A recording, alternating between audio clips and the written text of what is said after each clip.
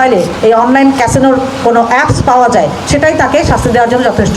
Police তাকে arrest করবে, কোর্টে সোপর্দ করবে, এবং তারপরে তার যে পানিশমেন্ট, এই যে বললাম 2 বছরের কারাদণ্ড এবং 1 কোটি টাকা আর্থিক জরিমানা অথবা উভয় দণ্ডে দণ্ডিত হবে।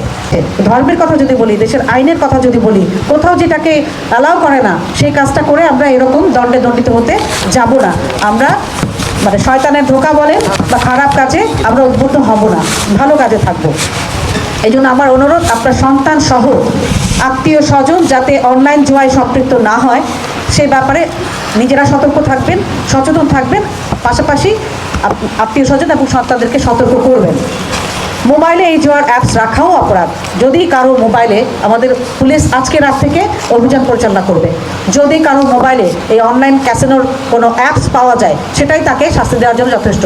পুলিশ তাকে অ্যারেস্ট করবে, কোর্টে সোপর্দ করবে, এবং তারপরে তার যে পানিশমেন্ট, এই যে বললাম 2 বছরের কারাদণ্ড এবং 1 কোটি টাকা আর্থিক জরিমানা অথবা উভয় দণ্ডে দণ্ডিত হবে।